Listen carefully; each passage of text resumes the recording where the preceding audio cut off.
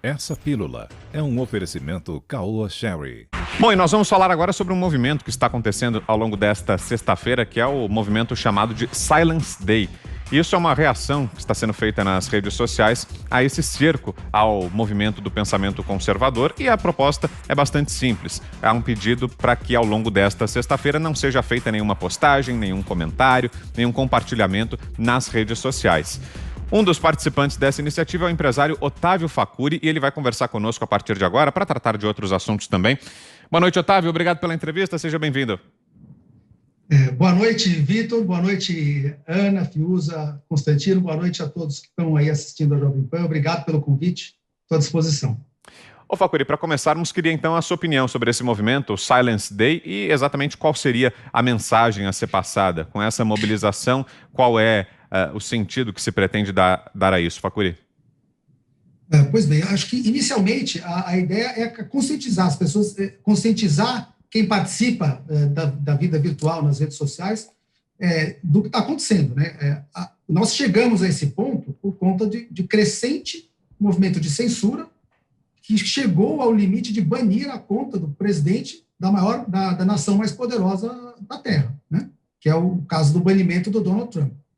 E sabemos que esse movimento visou até agora sempre um lado só. A gente não vê o banimento semelhante de outros líderes, né, que inclusive envolvidos diretamente com genocídio, envolvidos diretamente com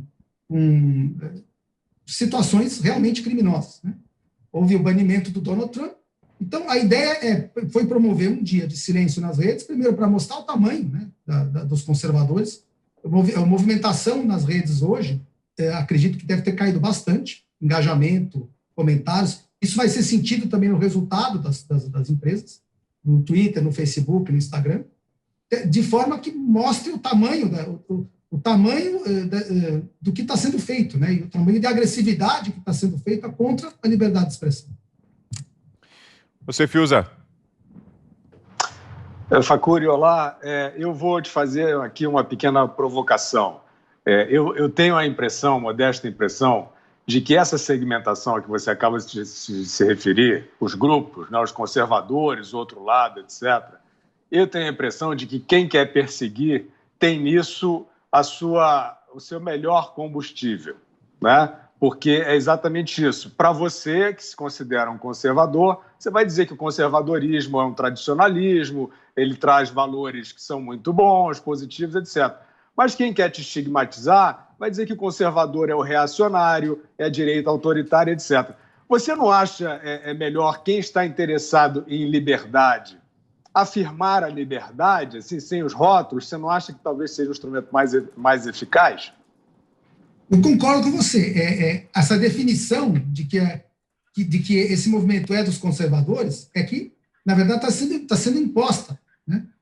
Na verdade, o que é necessário é que se entenda que a voz das pessoas está sendo calada, independente do viés que a pessoa se autodeclare.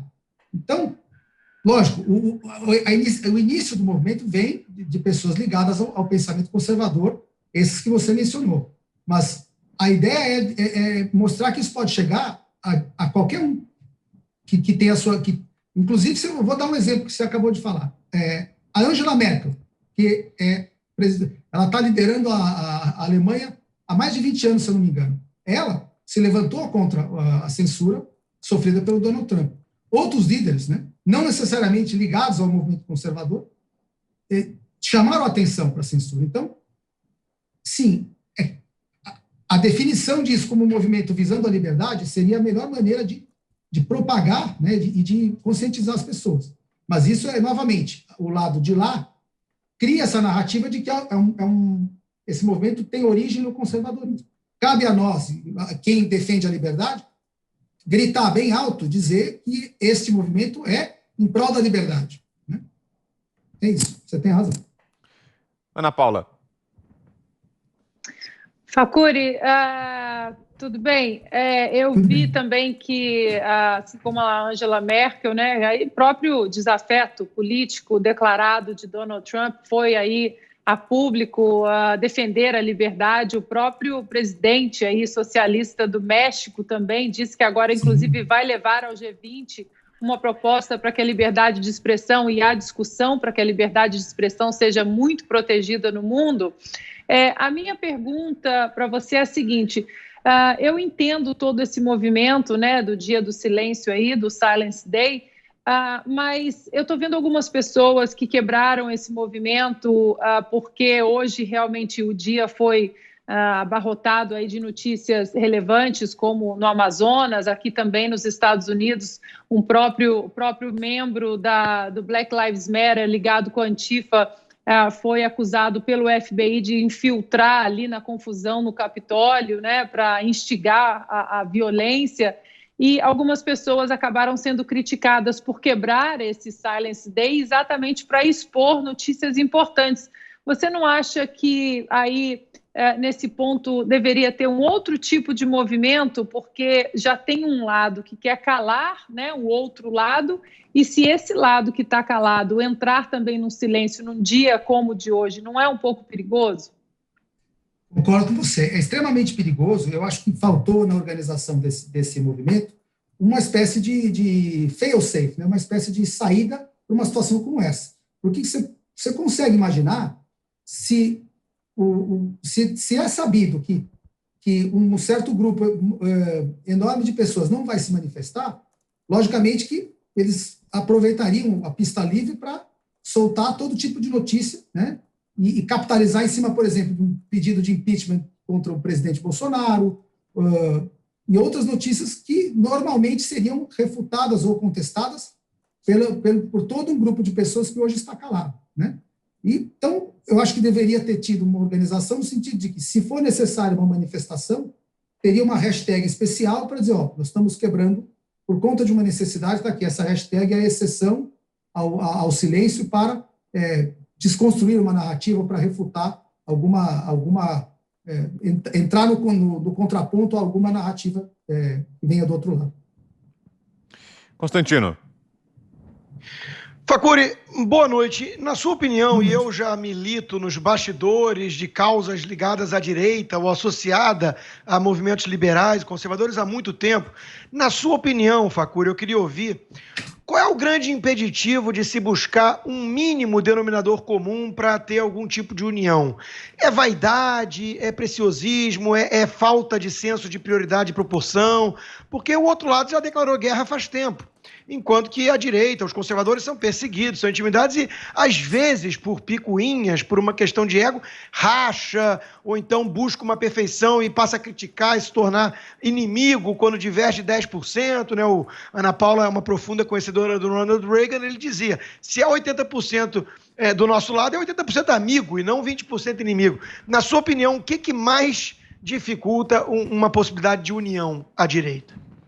Olha, para começar, acho que o que mais dificulta, o tempo que eu andei conversando com diversos setores desse movimento da direita, uma das coisas que dificulta é a falta de conhecimento sobre como fazer enfrentamento político, como fazer debate, né? A esquerda está ali há 50 anos crescendo no ambiente político, porque eles sabem fazer debate, eles sabem aonde que se resolve uma dúvida entre eles. Eles entram numa sala, entram num espaço, quebra o pau entre eles e, quando sai de lá, sai com uma estratégia montada para fazer o enfrentamento político aos conservadores ou à direita. Nós já vimos o José Dirceu explicar como isso é feito, já vimos outros expoentes, né, da esquerda explicarem como isso é feito, e muitos deles, inclusive, sendo até abertos demais. O Rui Falcão já explicou isso no Roda Viva. E a direita nunca se organizou para fazer isso. Até outro dia, a direita não existia como organização. Então, a impressão que eu tenho é que eles não sabem como fazer. Então, não existe. Se você for imaginar quando é que houve congresso ou reunião de lideranças de direita conservador, eu imagino que o primeiro que eu me lembro é do ano passado, do ano retrasado. Então, realmente é uma falta de conhecimento de como isso é feito. Às vezes, o professor Olavo fala que tem um pouco mais de histórico de como isso é feito, fala, e mesmo assim não existe a colocação em prática de como resolver internamente para que se crie um corpo consensual para promover exatamente a eliminação, por exemplo, do assunto do ego, do assunto de um querer saber mais que o outro, como você bem falou. Essa, na minha maneira de enxergar, isso é uma das principais, quer dizer, é a falta de preparo até cultural, né, de quem está desse lado. Eu posso fazer uma meia-culpa, eu ainda tenho que ler bastante para achar que eu sei como fazer um enfrentamento a um cara como o Zé Dirceu, por exemplo, ou as forças políticas do lado de lá. Ô Facuri, nosso tempo tá quase terminando, mas antes de fecharmos, queria ouvi-lo a respeito do Sleeping Giants. Eu sei que é um tema sobre o qual você se debruça bastante, queria que você dividisse com os nossos ouvintes e espectadores suas impressões a respeito desse movimento que integra justamente esse movimento maior a que você estava se referindo agora. Exatamente. O Sleeping Giants surgiu aí na esteira do que aconteceu ano passado, né? O ano passado nós tivemos a criação de uma narrativa de que grupos apoiadores do presidente Bolsonaro seriam disseminadores de ódio e disseminadores de fake news. Essas foram as duas hipóteses, né, as acusações atribuídas aos movimentos de direita, né, aos apoiadores do presidente. Isso virou reportagem de revista, virou CPMI, depois virou inquéritos no Supremo Tribunal. Nunca foi provado que existe milícia digital bolsonarista, nunca foi provado que existe disseminação de discurso de ódio, mas isso continua sendo falado. Ao mesmo tempo, apareceu, poucos meses depois, aquilo que, pela reportagem da Gazeta do Povo, ficou bem claro, é uma milícia digital. Paga, né, eles até demonstraram de onde vinha o recurso para os Sleeping Giants, muitas pessoas e fundações de grande porte com ligações, ainda que indiretas a eles. Ninguém acredita que esse grupo, né, que foi formado. Vamos lá, vamos explicar. O que os Sleeping Giants faz? Eles identificam quem eles querem calar ou boicotar e começam a espalhar acusações de discurso de ódio, acusações de disseminação de fake news em cima deste alvo para os seus fontes de recursos, para os seus clientes, para os seus fornecedores, para todo mundo que tem relação econômica com este alvo do boicote, né? Quem quer ser cancelado, digamos assim. Então, o ponto boicote em si é uma situação permitida. O boicote, sendo uma decisão individual de cada um, é liberdade. O que você não pode é ter uma equipe paga, um dinheiro que vem, sabe lá de onde, paga para disseminar difamação e calúnia a respeito de alguém, como fizeram com vários órgãos, né, de mídia, como fizeram com inúmeros, né, difamando, criando acusações as de sempre, discurso de ódio e disseminação de fake news, para que aí crie, então, a justificativa para que toda a cadeia econômica que suporta aquilo interrompa as relações, e aí você seca e você apaga ou cancela aquele influenciador ou aquele órgão de mídia. Então, o Sleeping Giants é exatamente aquilo que acusaram, né, a direita e os bolsonaristas de estarem fazendo. E os Sleeping Giants estão fazendo isso. Então, nós estamos vendo isso ser combatido hoje. Hoje você tem, por exemplo, um perfil na internet chamado Awake Giants, que está ali combatendo cada atuação dos Sleeping Giants com o contraponto, né?